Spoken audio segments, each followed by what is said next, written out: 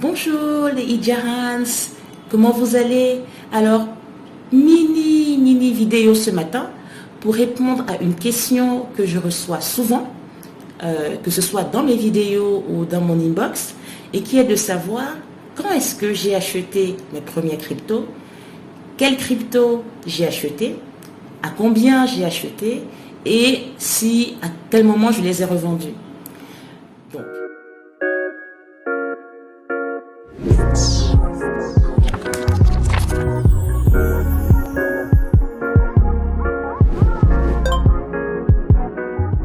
mes premiers cryptos, le Bitcoin, je l'ai acheté en 2016 à peu près 500 dollars.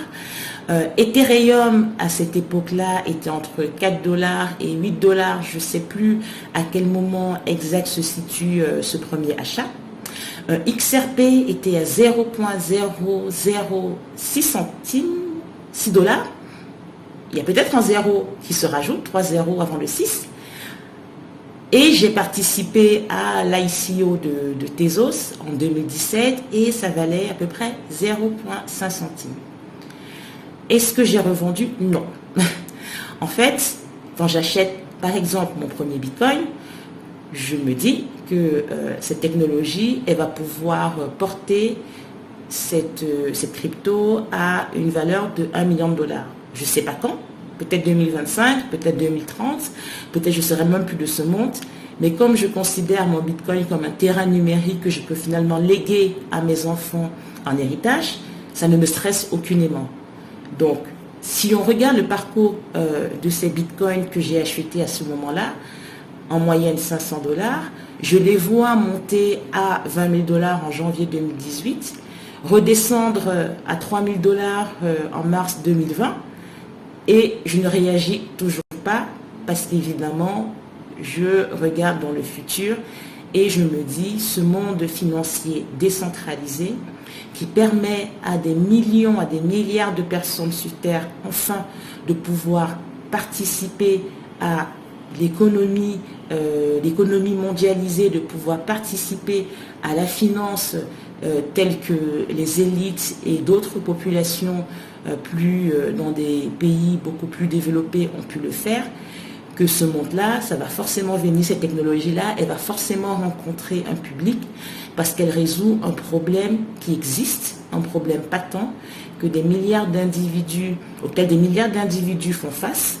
Et donc, quand on regarde les startups, quand on regarde les entreprises de ce monde qui ont pu résoudre des problèmes qui sont ceux de milliards de populations, on imagine bien que la valeur ne peut qu'être phénoménale, si bien sûr ça marche et si bien sûr cette technologie s'avère être celle qui résout de manière la plus optimale ce problème.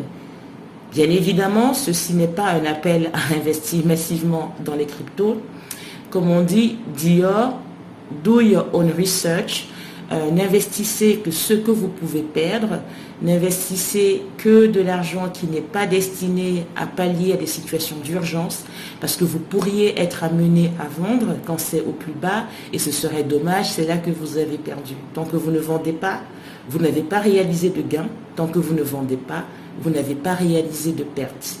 Donc, vraiment, faites le travail, informez-vous, éduquez-vous, n'allez pas tête baissée, on parle quand même d'actifs très volatiles, donc il ne faut pas y mettre toute son épargne. En général, je recommande aux personnes qui débutent d'aller au maximum 1% de l'épargne disponible, peut-être aller jusqu'à 5% quand vous êtes plus confortable. Moi, je suis une maximaliste.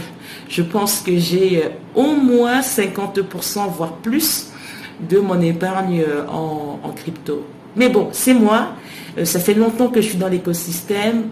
J'y ai à peu près tout fait, que ce soit du programming, que ce soit du mining, que ce soit de l'investissement en très early stage ou plus tard. Donc, je ne suis pas représentative du tout. Mais quand j'ai commencé, je me suis appliqué les mêmes principes que je vous recommande là. Ciao!